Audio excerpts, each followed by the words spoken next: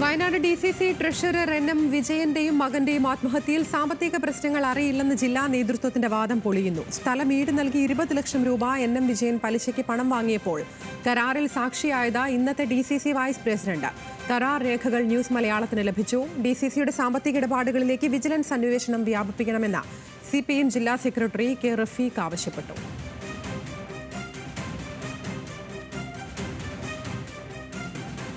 അന്വേഷണത്തിൻ്റെയൊക്കെ ഭാഗമായി പുറത്തുവരുന്ന വസ്തുതകൾ എന്ന് പറയുന്നത് വിവിധ ബാങ്കുകളിലായി കോടിക്കണക്കിന് രൂപയുടെ സാമ്പത്തിക ബാധ്യത ശ്രീമാൻ NM വിജയൻ ഉണ്ട് എന്നുള്ളതാണ്.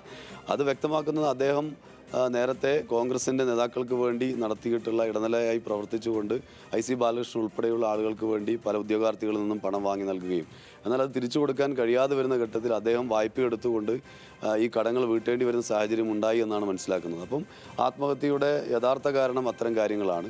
അതിനെ മറച്ചുവെക്കുന്ന നിലയിലാണ് നിലവിലെ DCCയുടെ പ്രസിഡന്റ് പ്രസ്താവന നടത്തിയിരുന്നത്. അതിനർത്ഥം ഇത്തരം അഴിമതിയിൽ വലിയ പങ്ക് ഇവർക്കുൾപ്പെടെ ഈ DCC നേതൃത്വത്തിന് ഉൾപ്പെടെ ഉണ്ട് എന്നുള്ളതാണ് വ്യക്തമാവുന്നത്. അതുകൊണ്ട് അത്തരം കാര്യങ്ങളെല്ലാം അന്വേഷണത്തിൻ്റെ ഭാഗമായി കൊണ്ടുവരണം. വിജിലൻസ് എൻക്വയറിയിലും അതുപോലെ തന്നെ സ്പെഷ്യൽ ടീം നടത്തുന്ന അന്വേഷണത്തിൻ്റെയും ഭാഗമായി ആ കാര്യങ്ങൾ കൂടെ കൃത്യമായി അതിൻ്റെ ഭാഗമായി കൊണ്ടുവരണമെന്ന് തന്നെയാണ് ഞങ്ങൾക്ക് ആവശ്യപ്പെടാനുള്ളത്.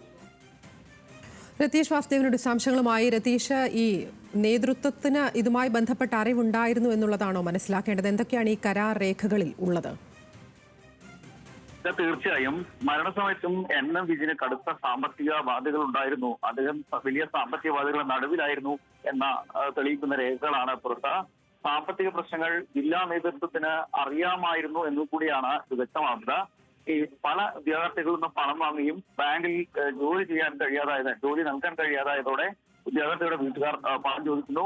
ഇത് തിരിച്ച് മടക്കി കൊടുക്കുവാൻ കോൺഗ്രസ് നേതാവിന്റെ തന്നെ നിർദ്ദേശപ്രകാരമാണ് ലക്ഷങ്ങൾ പലിശയ്ക്ക് വാങ്ങുന്നത്. 20 ലക്ഷം രൂപയാണ് ആദ്യഘട്ടത്തിൽ വാങ്ങുന്നത്. എന്നാൽ ഇത് പറഞ്ഞ തീയതിക്ക് നൽകാനാവുന്നില്ല. അതുകൊണ്ട് തന്നെ തന്റെ പേരിലുള്ള NM വിജയന്റെ പേരിലുള്ള ഭൂമി ഈട് നൽകുന്നു. അതായത് ഈ വിഷയത്തിലാണ് ഈ കൃത്യമായ രീതിക്ക് ഈ പണം വീണ്ടും തിരിച്ചു നൽകാൻ കഴിയാത്ത സാഹചര്യം ഉണ്ടാകുന്നു. സ്വാഭാവികമായിട്ടും ആ ഭൂമി ആവശ്യപ്പെട്ട് പണം നൽകിയ പലിശ നൽകിയ ഉടൻ എത്തുന്നു. അദ്ദേഹം നൽകാൻ കഴിയാത്ത സ്ഥലത്ത് കോടതിയിൽ പരാതി നൽകുന്നു. ഈ കേസ് ഉൾപ്പെടെ ഇപ്പോൾ കോടതിയിലുണ്ട്. ഈ ജനുവരി 31-നാണ് ഈ കടബാധ്യതയുമായി ബന്ധപ്പെട്ട് NM വിജയൻ ഈട് നൽകിയ ഭൂമിക്കുമുള്ള കേസ് നടക്കുന്നത്. അപ്പൊ നിലവിൽ 2022 ഏപ്രിൽ 29-നാണ് ഈ സ്ഥലം ഈട് നൽകി 20 ലക്ഷം രൂപ വാങ്ങിയത്. ഈ കരാറിൽ ഒപ്പിട്ടത് DCC വൈസ് പ്രസിഡന്റ് OV അപ്പച്ചനാണെന്നാണ് രേഖകൾ മനസ്സിലാക്കുന്നത്. കാലാവധിക്കുള്ളിൽ പണം തിരിച്ചു നൽകാനോ ബാധ്യത തീർത്ത് ഭൂമി നൽകാനോ കഴിയാത്ത സാഹചര്യത്തിലാണ് 2023 നവംബർ 30-നകം ബാധ്യത തീർക്കുമെന്ന വീണ്ടും ഒരു 10 ദിവസം കരാർ ഉണ്ടാക്കിയത്. അതിന് DCC നേതാക്കൾ സാക്ഷികളാണ്. ഈ കരാറും ലംഘിക്കപ്പെട്ടതോടെയാണ് നിലവിൽ പണം നൽകിയ ഈ ഭൂമിക്ക് അവകാശവാദം ഉന്നയിച്ചുകൊണ്ട് കോടതി നടത്തിപ്പ് ഹർജി ഫയൽ ചെയ്തിട്ടുള്ളത്. ആ ഹർജിയാണ് ഈ 31-ന് കോടതി പരിഗണിക്കുക. ഇതോടെ കടുത്ത സാമ്പത്തിക പ്രയാസം അദ്ദേഹത്തിന് ഉണ്ടായിരുന്നു. ഈ കോഴപ്പണം വാങ്ങിയത് തിരിച്ചു നൽകാൻ എടുത്ത പണമാണ്. അത് ജില്ലാ നേതൃത്വത്തിന്റെ അറിവോടുകൂടി ആയിരുന്നു എന്നതുകൂടി വ്യക്തമാക്കുന്ന രേഖകളാണ് പുറത്തു വന്നത്. ആദ്യഘട്ടത്തിൽ ജില്ലാ നേതൃത്വം പറഞ്ഞത് സാമ്പത്തിക പ്രയാസങ്ങൾ NM വിജയനില്ല, അത്തരം പ്രയാസങ്ങൾ ഇല്ല എന്നാണ് അറിയുന്നത് എന്നാണ്. പക്ഷേ ഇവർ തന്നെ നേരിട്ട് ഇടനിലയായാണ് ഈ പണം ഈ കോഴപ്പണം വാങ്ങിയത് തിരികെ നൽകാൻ വേണ്ടി പലിശയ്ക്ക് പണമെടുക്കുകയും അദ്ദേഹത്തിന് തന്നെ NM വിജയന്റെ പേരുള്ള ഭൂമി ഈട് നൽകുന്ന സാഹചര്യം ഉണ്ടായത്. അതിന് കരാറിന് സാക്ഷിയായത് ഇപ്പോഴത്തെ DCCയുടെ ജില്ലാ പ്രസിഡന്റ് OV അപ്പച്ചനാണെന്നാണ് കരാർ രേഖകൾ കാണുന്നത്. എന്തായാലും ഈ സംബന്ധിച്ച കേസ് ജനുവരി 31 എടുക്കുന്നു എന്നുള്ളത് വളരെ പ്രധാനപ്പെട്ടതാണ്. ഈ DCCയുടെ വാദങ്ങളെല്ലാം തന്നെ പൊളിയുന്നു. സാമ്പത്തിക പ്രശ്നങ്ങൾ അദ്ദേഹത്തെ സമ്മർദ്ദത്തിലാക്കി എന്നത് കൂടി കൂടുതൽ വെളിവാക്കുന്നു. നിരവധി പ്രത്യേക അന്വേഷണ സംഘവും ഇത് തന്നെയാണ് കണ്ടെത്തിയിരുന്നത്.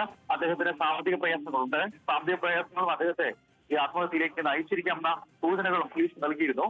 അതിലേക്ക് കൂടി നയിക്കുന്ന തരത്തിലുള്ള വിവരങ്ങളാണ് പുറത്തു വന്നിട്ടുള്ളത്. കൃത്യമായ സാമ്പത്തികമായ ഇടപാടുകൾ വലിയ സമ്മർദ്ദത്തിലാക്കിയിട്ടും NM വിജയനെ അതിന്റെ കൂടെ ഫലമായാണ് അദ്ദേഹം ഇത്തരത്തിൽ സമ്മർദ്ദത്തിൽപ്പെട്ട് ആത്മഹത്യയിലേക്ക് നീങ്ങിയെന്ന ആരോപണങ്ങൾക്കും ആക്ഷേപങ്ങൾക്കും ഇടയിലാണ് ഇത്തരം മുൻ തെളിവുകൾ നൽകുന്നത്. അതുകൊണ്ട് തന്നെ DCC ഇതിൽ ഉത്തരം പറയാതെ ഒഴിഞ്ഞുമാറാൻ കഴിയില്ല.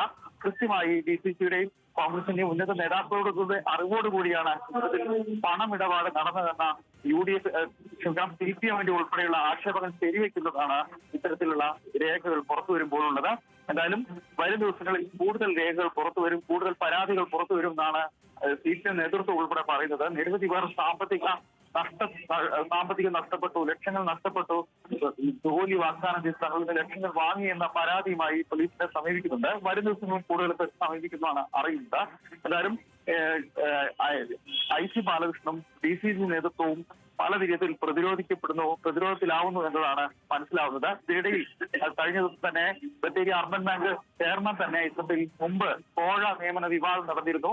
അർഹരല്ലാത്ത രീതിയിൽ ജോലി നൽകാനുള്ള ശ്രമങ്ങൾ നടന്നിരുന്നു. പക്ഷേ അത് തങ്ങൾ നിഷേധിച്ചു.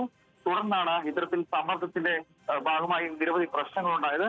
എന്തായാലും കോഴ നിയമനം നടന്നിരുന്നു എന്ന് ചെയർമാൻ തന്നെ സമ്മതിച്ച ഒരു സാഹചര്യം ഉണ്ടായി. അതിനെ തുടർന്ന് വീണ്ടും പുതിയ രേഖകൾ വരുന്നു. പുതിയ സാമ്പത്തികമായി വലിയ സമ്മർദ്ദത്തിൽ NM വിജയൻ ഉണ്ടായിരുന്നു എന്ന് കൂടുതൽ വ്യക്തമാക്കുന്ന വിവരങ്ങളും രേഖകളുമാണ് പുറത്തു വരുന്നത്. ആതിര. ശരി, രതീഷ് വാസുദേവനാണ് വിശദാംശങ്ങൾ നൽകിയത്.